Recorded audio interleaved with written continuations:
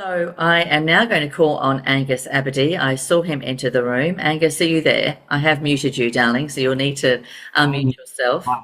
You can hear me okay? I can. Nice to Perfect. see you, Angus. Lovely to be here. So I'm just going to actually start the slideshow for you, if that's okay. I've got to say, I was talking before, I'm not sure if you heard, but it's been fantastic seeing the changes that New South Wales has been making towards consumer protection. And I know it's a difficult space to be because it's been an area where there has been obviously procedures and actions and sometimes conflicts of interest which have been festering for a long time now. And obviously when you come in as a fair trading staff member and the commissioner, it's very difficult to turn things around overnight, isn't it? Absolutely, absolutely. It's I kind of liken it to trying to push over a vending machine. You got to push it a few times to build up the momentum to actually get it over. Correct. And I'm a big believer, it's like when you're pushing against a membrane, you're pushing and pushing and pushing. And just when you think you might give up, you actually then, get some headway through. So I do encourage you, Angus, not to, get too frustrated and to hang in there because there's a lot of, in 90,000 stratas in New South Wales, which are relying on you to help us take the next step.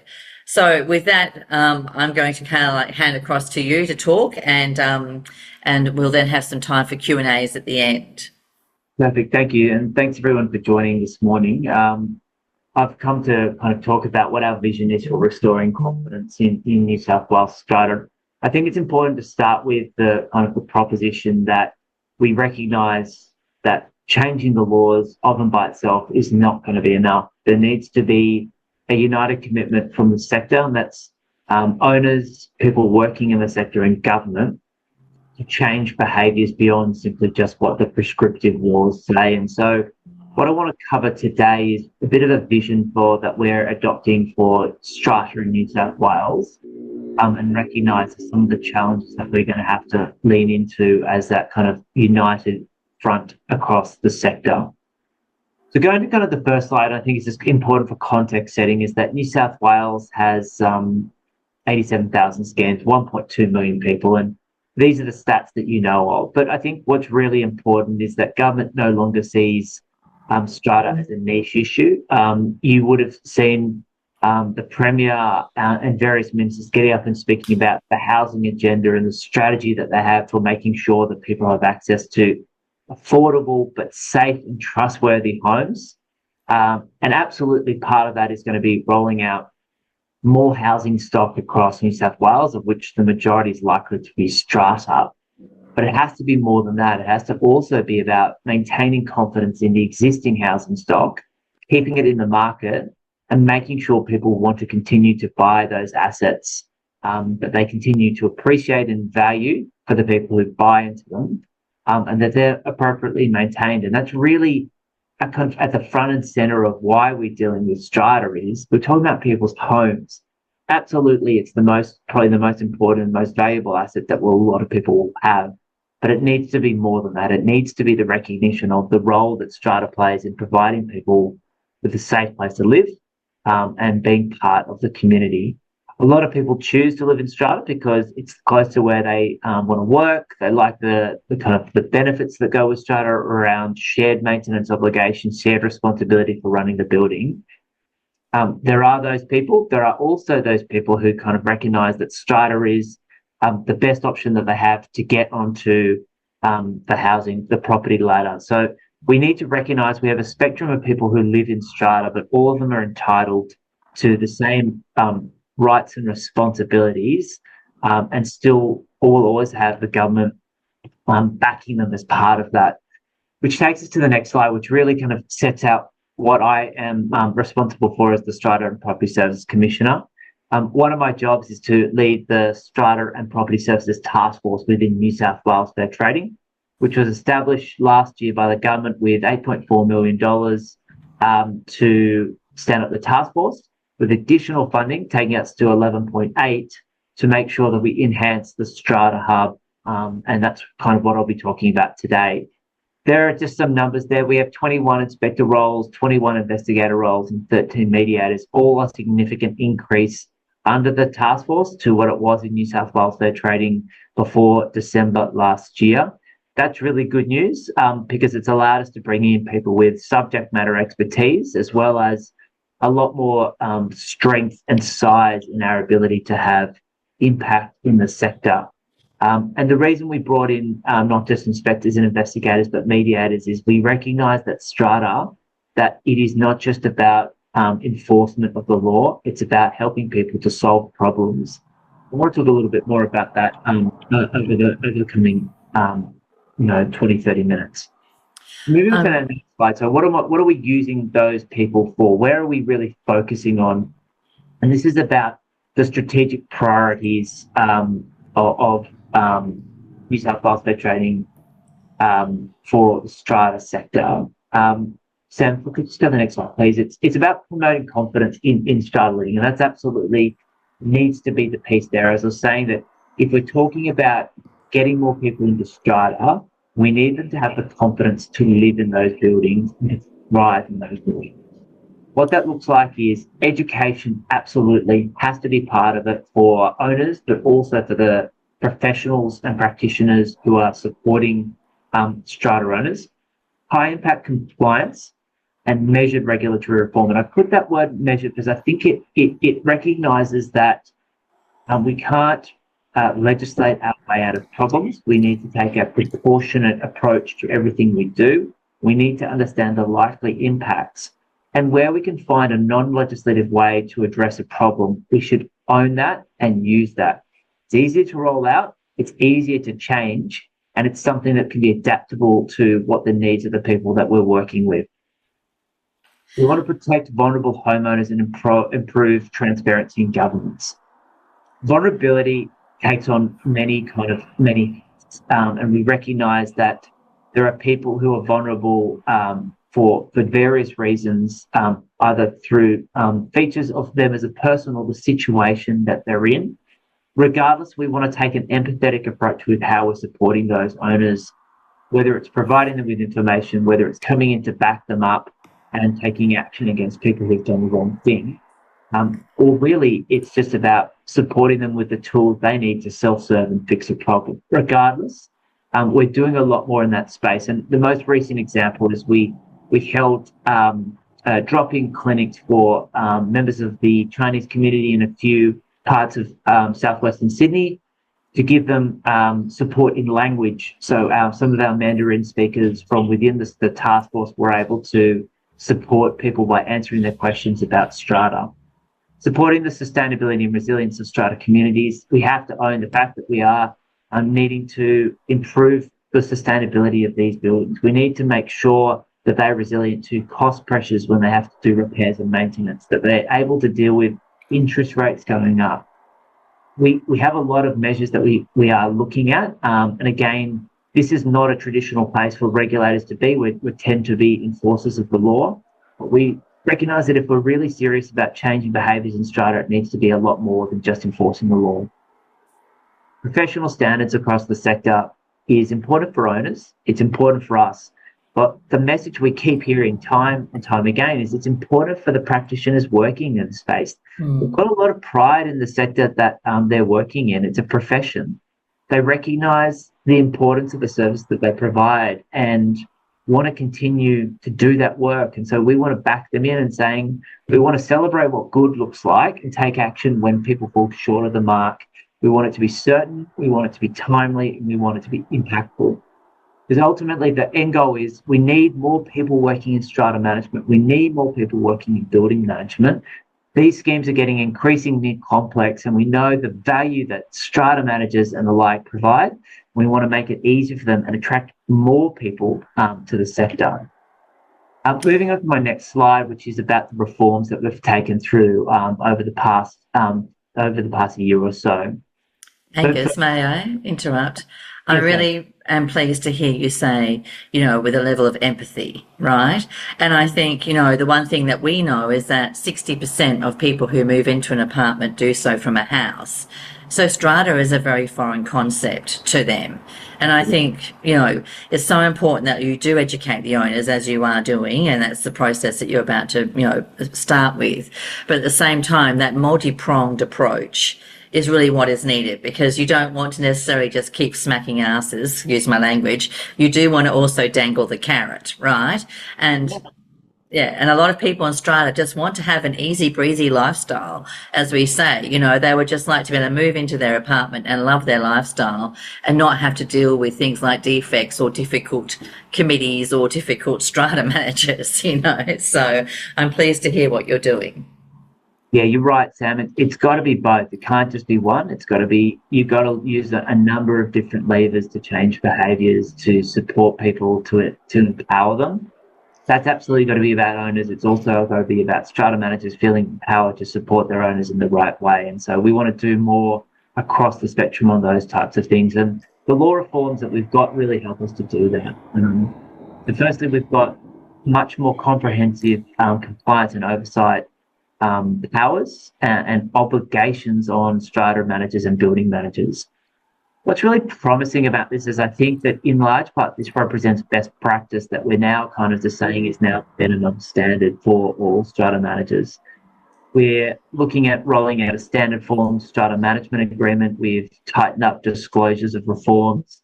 We've made more express the professional duties, particularly with the building managers, around acting in the best interests of their client, and the fact that we can't have strata managers getting indemnity clauses when they breach the law and saying it's the owner's accountability when they ones are stuffed up. And to be honest, the good managers aren't doing this. This isn't a problem for the most of the sector, and we agree that a lot of these changes are just about making sure that that kind of rising, just the one in front. We've made it easier to renovate into having sustained the AGM, accessibility infrastructure, easier to get installed, and then reforms that we've just commenced a few weeks ago about making it easier to manage strata levy stress. We know that strata levies and the cost of repairs and maintenance are absolutely front of mind for in strata. There is just no two ways about the cost pressures, the cost of living pressures people are facing. We hope that the payment plan process of really standardising it, making it clear how it works, will take some of the stress out of it for the owners experiencing levy stress, whilst also making sure that the owners corporation is not worse off by making sure they have the certainty of at least some money coming in that can be accounted for earlier, rather than having to pursue expensive debt recovery action to start getting that money coming back. We recognise that, again, that if you don't set the scheme up at the start to succeed, it's going to be a real uphill battle for owners. We talk to owners, and part of my job is going out there and listening and talking to owners. It's not just sitting in an ivory tower and talking to the experts. It's actually talking about people on the ground and hearing about what they're experiencing and the frustration they see when they moved into a building off the plan. The levies were down here, and then a few years in, once that developer's left the building, the statutory warranties are gone. The levies have to be up here. And so we've put in stricter obligations for developers around how they prepare capital works funds and maintenance schedules and set levies, with a requirement for that to be independently verified by an expert. And that we've also capped embedded network contracts around making sure that they're for 3 years only. And just, I think it was yesterday, the government introduced a new change, which is also to say that when those embedded network contracts that are entered into at the start of the scheme are ended, that the embedded network provider can't recover the cost of installing the infrastructure that they've installed from the owner's corporation.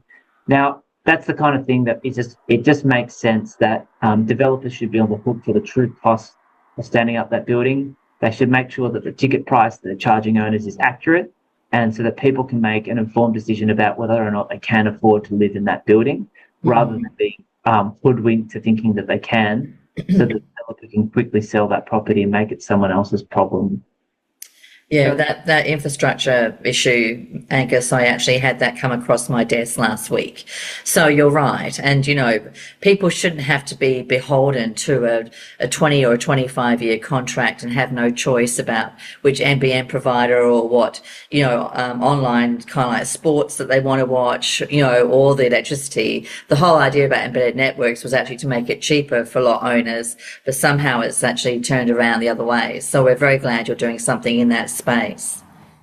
I think embedded networks absolutely have a part to play. Like, I think that there are times when networks are good value for money. They make a lot of sense, and they will be supported by owners. There are other times where it's used by the developer to reduce their cost of delivering a building with no real interest in the impact it will have on the owners. And I think these changes will start to reset the way that developers, embedded network providers, and strata owners work together to make it fairer more often. So we're really excited to see these changes coming into effect over coming months. The mandatory training for strata committee members, we see this as a game changer. There is a risk, and we recognise that some people go, stuff it, it isn't worth being a strata committee member if I have to do some training.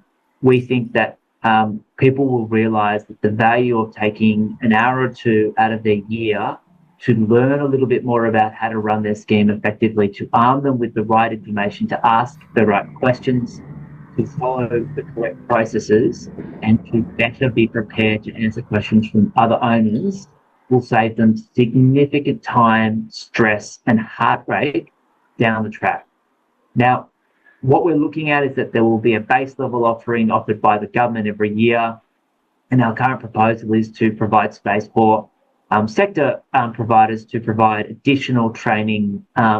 We think that the government can definitely provide that base level, but the sheer number of topics that are going on in strata, we want to make it easy for people to access that training and have it recognised, and make sure that where they're putting their hand up to be a strata committee member and investing in that training for the benefit of their scheme, the owners corporation is also covering the cost of that.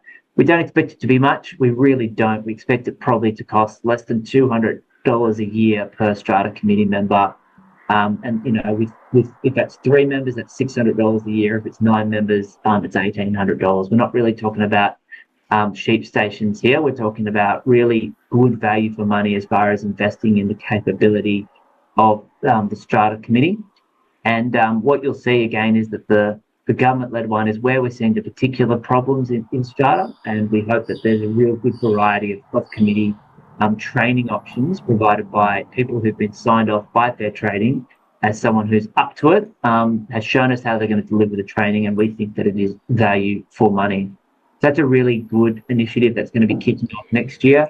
We'll be launching the Fair Trading stuff probably in Q1, and then starting to require strata committee training members to do it from the 1st of July. So there'll be plenty of time for approved providers to get their stuff up and running before it becomes mandatory for owners. And then the Strata Hub, we've got some really interesting tools that have come online over the past little bit, and we've got ones in the November release, 2 ones I'm very excited about. Firstly, a Strata Manager Finder.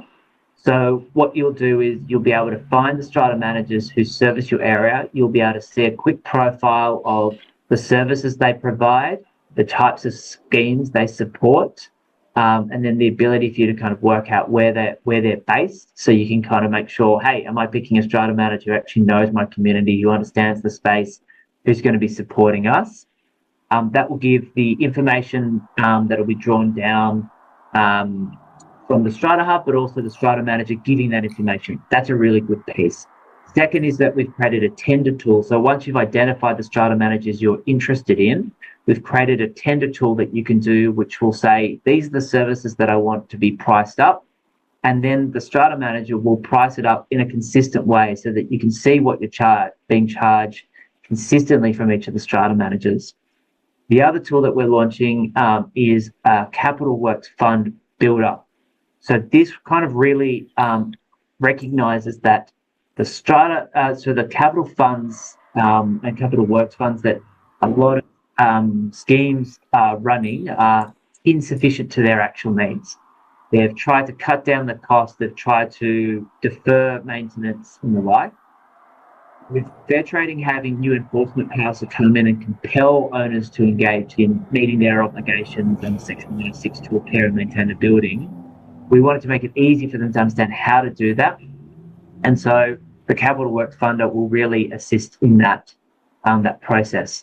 I'm mindful of, for a change, that I can't help but talk quite quick in detail. So I'm going to go through some of the slides a little bit more quickly so that we can get to some questions. So I'll go through the next slides of how we're regulating changing, intelligence-led, dealing with problems upstream, and creating tools to empower owners. Quickly go through this over the next few slides. So the first one here is that we recognise that compliance has to be more than boots on the ground. We've got those 42 people out in the field doing work, but Strata Hub is really helping us to focus where we need to spend our time. We're able to pull records more quickly. We're able to identify the key players more seamlessly, and we're able to engage with them in a much more targeted approach. This includes our anywhere, anytime audits, where we are dropping into strata manager offices. We're pulling files. We're going through key things where we're seeing the likelihood of risk. Promisingly, most strata managers are doing the right thing. In contrast to some of their colleagues in other parts of the property sector, strata managers, on the large part, are having high quality books. They're doing the right things, and our compliance is finding only minor issues that we need to kind of correct. Yes, we have issued penalties. Yes, a few are under investigation, but I would say on the large part, about 80% have got a clean bill of health or only very minor things that they need to update. Our targeted blitzes are very much focused on focusing on an issue, and for us at the moment, it's disclosures of commissions and trainings and related parties. We've done a lot of work on that one. Our first blitz, we had very high rates of compliance. We only found 6 out of 40 strata management agencies had breaches, so we issued 3 penalty notices and 3 warnings. The next time round, we did 80 the second time round. This time we found 60 odd were in breach, of which 33 received penalty notices. So we're starting to try to find where that base level is as far as the compliance, and we'll be rolling out things to make it easier for strata managers to understand how to meet compliance. But to say that we're out there, we're enforcing the laws. But the thing is, we don't really want to leave it to kind of letting a harm occur. We want to be proactive, not only on strata managers, but also on the owners themselves. And so we're going to be taking on issues that should be ordinarily left to the tribunal. That's about enhancing our mediation process. And we've just done some finalising research where we did surveys and interviews with over 2,000 people who had done mediation with us to get insights about what do we need to fix. We're in the process of finalising that research so that we can roll those changes out next year. But we're also getting our inspectors out and checking repairs and maintenance. We've got 18 schemes that we're going to be targeting in our first phase, and I'll be going on to some of those site visits with our inspectors. We'll also be bringing along building commission staff with us to kind of give us that expert piece. Moving on to the next slide, I've touched on the strata. The investment in the professional standards uplift of the sector is something that I'm very interested in. For the first time this year, we've required all strata managers, Class 1 strata managers, to attend additional 5 hours of training with fair trading or within a curriculum that's been signed off by fair trading. Why this matters is that rather than providing them general training on topics that are targeted from assistant agent all the way through to a Class 1 licensed in charge, we recognise that we need to spend more time talking to the leaders of the profession on topics that we're seeing in the sector. It has been so wonderful to see the investment from the sector, the willingness to participate and have open conversations, and we're going to continue to do a lot more of that to make sure that strata managers are getting our support. I can go then to the final slide here, which is around the repairs and maintenance. So I've talked about the Capital Works Fund and the Strata Manager Finder. We also have rolled out a document library which allows schemes to put documents that are pertinent to the scheme into that document library to have a single source of truth. It's a backup to whatever the strata manager is holding. And the Strata Helper is kind of like an AI tool where you ask it a question and it takes you to where that information is. It's really good for those people who are trying to traverse pages and pages of, I don't know how to find the right answer. We've built something that helps you to do that. We've got the repair, the building health check. We think that, you would all ordinarily go under a health check yourself. Why not put your building under a health check? It's a 6-stage process where you get a bit of a score at the end of saying, should you be doing more? Do you need to have a conversation as a strata committee and as owners corporation and with your strata manager about what needs to change? Final thing I want to touch on this slide is around the standard form management agreement.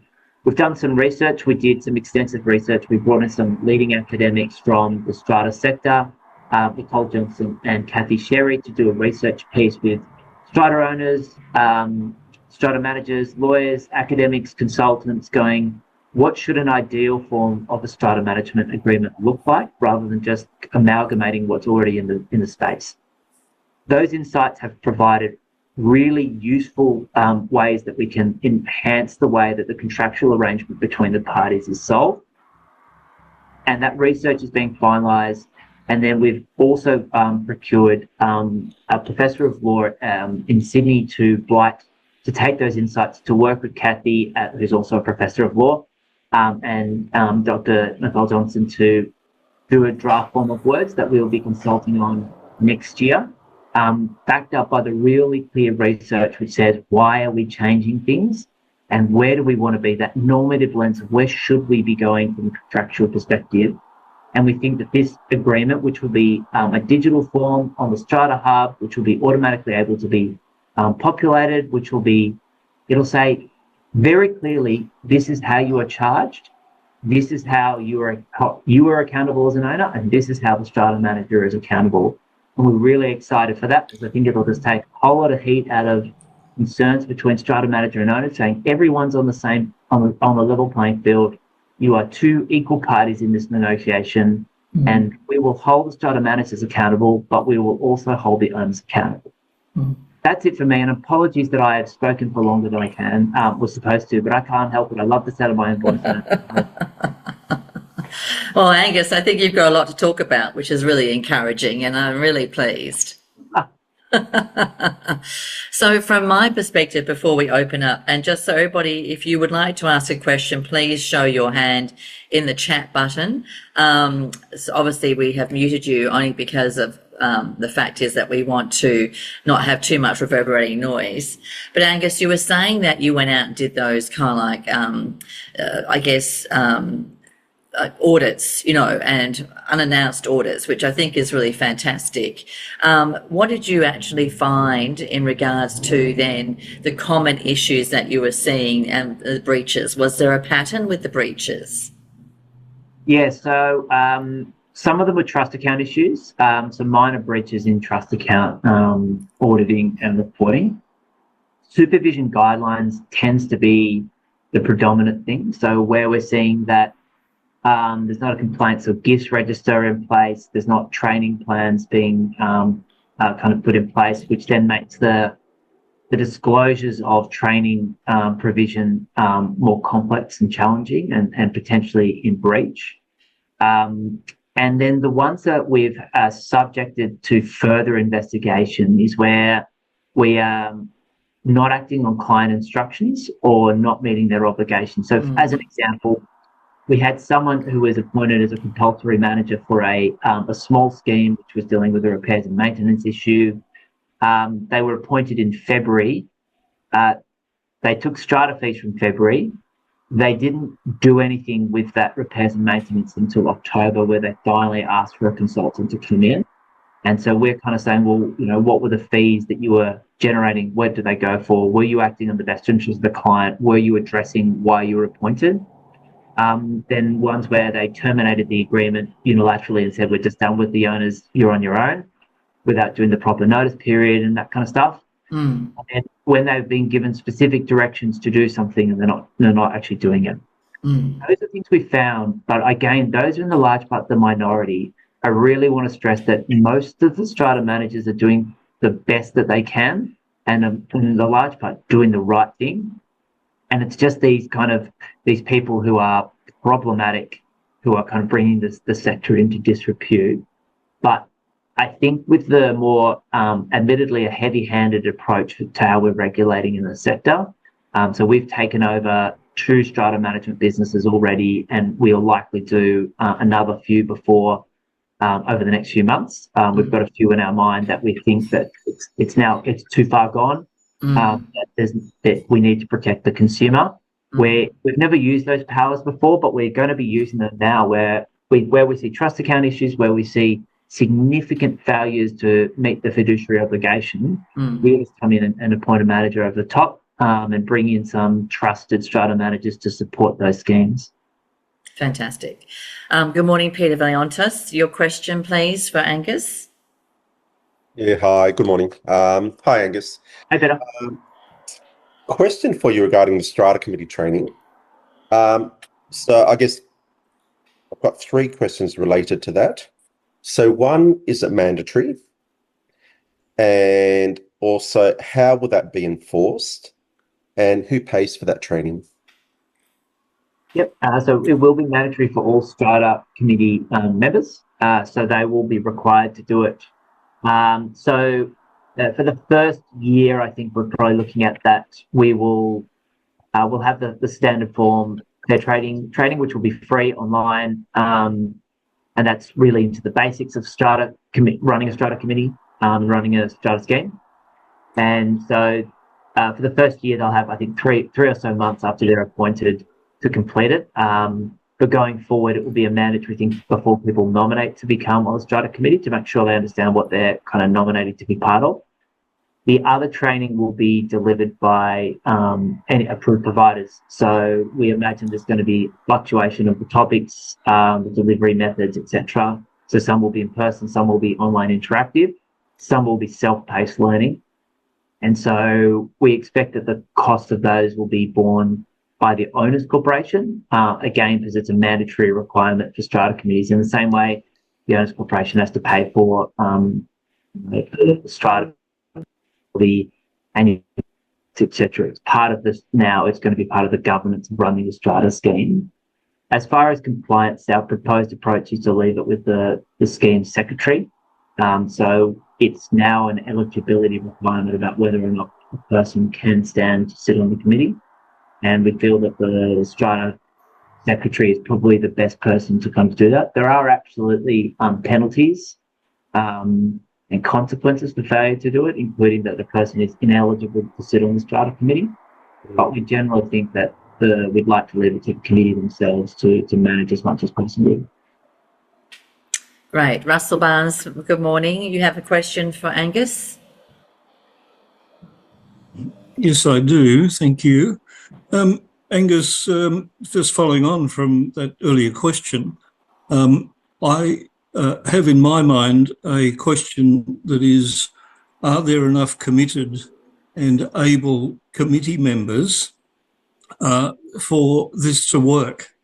And asking the question another way, do you think the compulsory nature of mandatory education of committee members will have an impact on the number of people that come forward to nominate for those roles?